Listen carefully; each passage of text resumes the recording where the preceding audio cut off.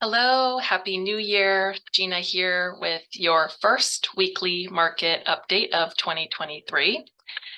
As we look back on last year, it was certainly one of the most challenging years that we have been faced with. The NASDAQ ended up closing down just over 33%. The S&P was down over 19%. And the Dow ended up closing just under 9%. So inflation proved to be much more stubborn than anticipated. The Federal Reserve hiked rates at the fastest pace in over 4 decades.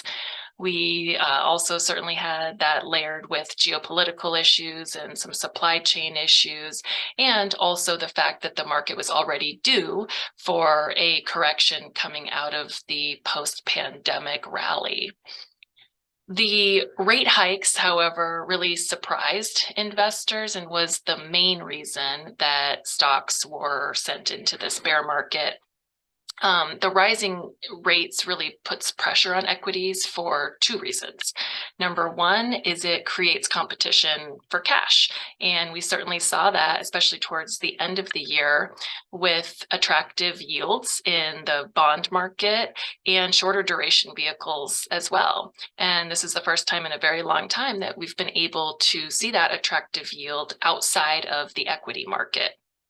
The second reason that rising rates puts pressure on equities is that rising interest rates means less dollars circulating, and that will eventually slow down the economic growth.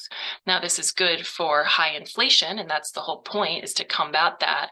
But it is not good for the economy or corporate profits, and that eventually trickles down to impact the stock price. And that's primarily what we saw happening last year. So going into 2023, we remain cautious. We are bracing for more rate increases and recession.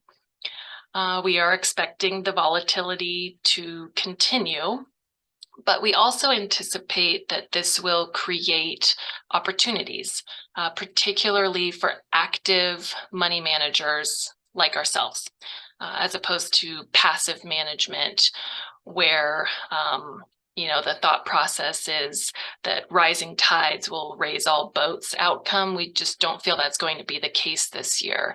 There will be opportunities to capitalize on, but it's not going to be in a broad-based sector or index. It will probably be with active management, stock picking, and historically, these times that we're in right now, and these opportunities that we anticipate are going to be created for active money managers like ourselves, has proven to really cause portfolios to outperform for the long-term investor.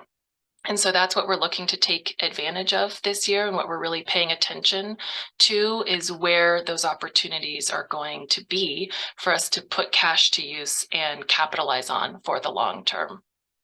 In addition to that, with the rates rising, we now actually have appealing options outside of the equity market that we can take advantage of for some more conservative investors, or while we wait to see what happens with the market.